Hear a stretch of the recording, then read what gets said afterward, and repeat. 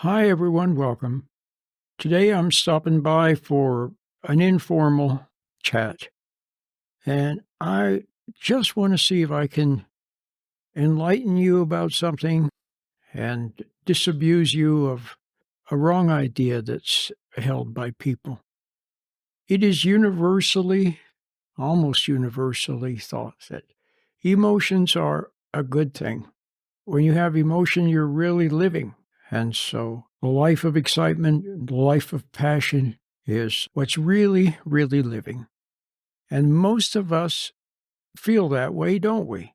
We do. When we're younger, we get excited at ball games and excited at birthday parties, and we're unhappy when we're not selected to go to the prom. And so we think that's really living. And it is for a while. In other words, when we're born, we're little egos. We have to grow, and we have to react to things and have things react to us. And emotions is all we know. But as people get older and wiser and more mature, they start to set aside emotions. In fact, we know that people who are more mature are less emotional. They're calmer, more stable. You can trust them to have a steady hand when everybody else is getting all excited and out of control. We look to the person who is calm. And we want our airline pilot to be calm. We want our dad to be calm. And when people are not calm, when they're totally agitated, then it can be scary or disturbing, can't it? We can be frightened when we see somebody that's totally out of control. We're frightened for them or even frightened for ourselves. So, yeah, we do know that excessive emotion is not good. And we know that calm is good. But the reality is that most of us, when we don't feel emotion, we feel like we're missing out on life. And so that's kind of universally felt. And movies and sporting events and parties, music extravaganzas, and all this, they're all kind of built upon trying to get us to be emotional, aren't they? And when we are emotional, we feel like we've really, really lived. We go to a party and you say, wow, it was really exciting. But if you went to a party and it was boring, then you would come home and say, well, it was boring, meaning that it was kind of no good. But if it's exciting, then it's good. Okay, so that's the universally held view of things. But I want to say that emotions are not good. Emotions are not normal. Yeah, they're normal for a little, as we're born, first of earth and later of spirit. But there comes a time when we have to lay down the emotional life and pick up the spiritual life. There is a spiritual life. There's a way of living and moving and having your being that is fulfilling, rewarding, and full of adventure, and filled with with a higher kind of emotion: joy, awe, wonder, delight, true compassion, and so on. So now let's talk about it for just a moment, and I can explain it to you in very simple terms because I was just writing about it. And here it is: when the human being, see, the ideal human being, the spiritual person, lives a life of faith. And faith is knowing without knowing how you know. You just know. And you follow that knowing and you trust it. What do they say? Trust your gut, trust your hunches. Well, it's like that. You know wordlessly, you just know and you trust it. And even if other people don't see things the way you do, somehow you know you're seeing it right. And there's no emotion involved, you just see clearly. That is faith. And it also means following, let's see, how can I say this? Living intuitively, like Einstein. He made his discoveries intuitively. Christopher Columbus just sort of knew that he had to sail, and he knew there was something there for him to find. And Moses, he knew that he had to leave the wealth and riches of the Pharaoh's household and go to be with his own people. He just saw clearly that was the way to go. So it was a life of faith. And the great entrepreneurs, people who have founded, people like Stephen Jobs, who founded Apple Computer, or Sam Walton, who founded Walmart stores, or J.C. Penney, people like that. They had vision, they had something they wanted to do, and they just followed their intuition, and it led them to what they were meant to accomplish. That's about the best way I could say it. But this intuition that Moses followed, that Christopher Columbus followed, that Einstein followed, that all the great explorers and scientists and discoverers follow, eventually it leads to God. If you stick with your intuition and you love, it will lead you beyond just, the discoveries that Einstein made, or beyond just living an authentic life like Moses did. It leads to God and to finding out, about Him. Ultimately, truth leads to God, who is the creator of truth. He is the source of truth. He made everything. He made mathematics. He made physics. He made it all. He made human beings. He made life. So it leads to Him. And the kind of joy that you can have in discovering, if you love math, in discovering more math, or if you like physics and discovering more physics, that kind of joy you can have as you discover more and more about God. And you realize, as you're discovering something about physics, you have awe and wonder and marvel at the creator of the physics. You somehow know, and once again, it's intuitive, that God made it. And you marvel at his genius, at his handiwork, at his creativity. You see what I mean? It leads to God. And it leads to finding your purpose, why you are here, what God might have in store for you. But the problem is that we grow impatient with our intuition and we tend to doubt it. That was Adam's sin, wasn't it? Doubt. God told him not to eat of that certain fruit, and that if he did eat of that fruit, that they would die. But Adam doubted it, and he reached for the food and ate it, even though he had been told what would happen. He doubted it. So he doubted God. That was his great sin. And we do the same thing, don't we? We doubt what we know in our heart.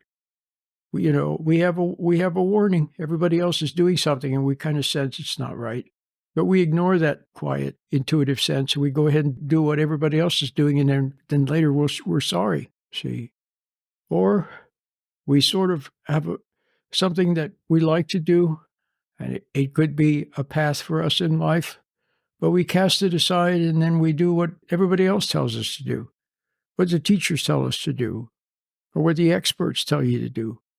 And so we follow them, and it leads nowhere.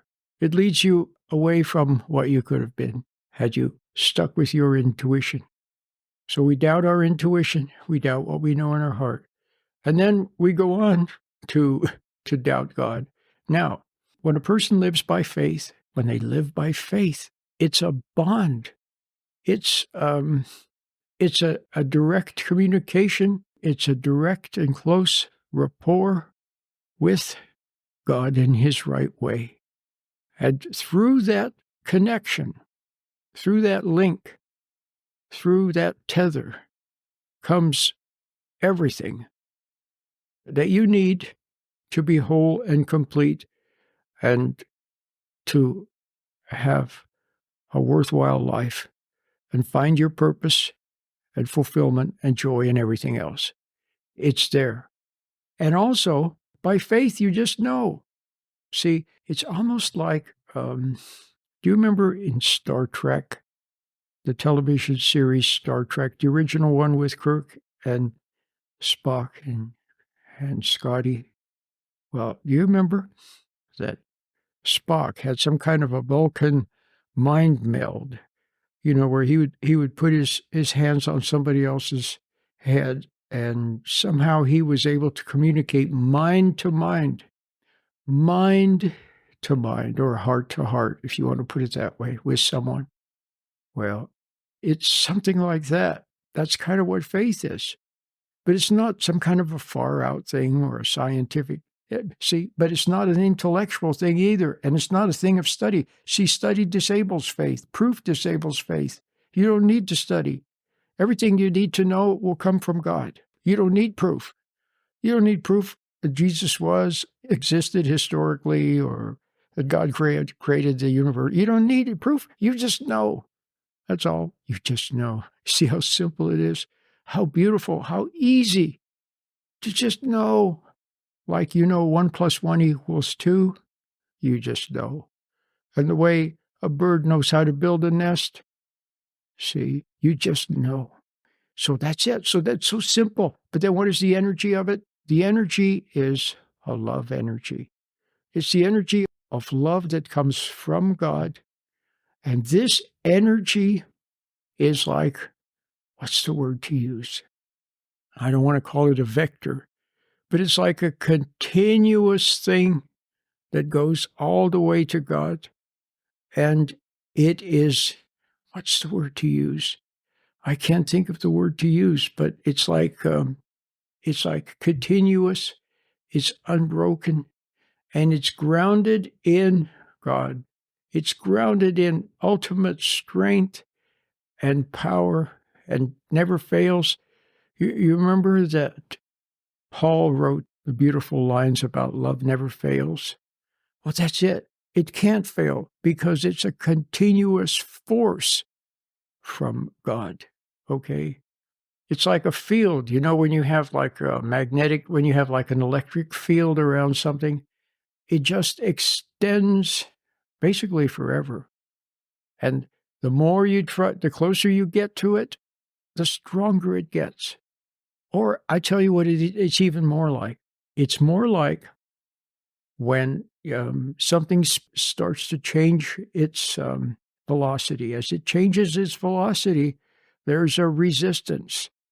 Like if you try to go faster and faster in your car, you push down on the accelerator, you can feel a press against you. It's like, what do they call it? Gravity equivalent? Well, it actually is gravity, but it's that pressure. And if something tries to go toward the speed of light, the closer it gets to the speed of light, the greater the pressure is, greater and greater and greater, until it's almost like infinite pressure compressing the thing so it can never get to the speed of light. That's the power of love. So if someone has this love from God, this energy from God, then when there is any kind of resistance to it, see, if you just know in your heart what to do and then you move with this energy, if there's any resistance to it from other people, for example, then it grows stronger. It grows stronger. And the more they resist, the stronger it gets. See, it's not your energy, but it comes through you and they can feel it. It's like a force. So that's the kind of energy to move with, this energy of love. And then this spiritual person moves connected to the Creator, who is the source of infinite knowledge, infinite good, infinite patience, infinite love, infinite power, you see. And so no wonder Jesus could do the things that he did, because he was very close to the Father, and this love came through him, you see.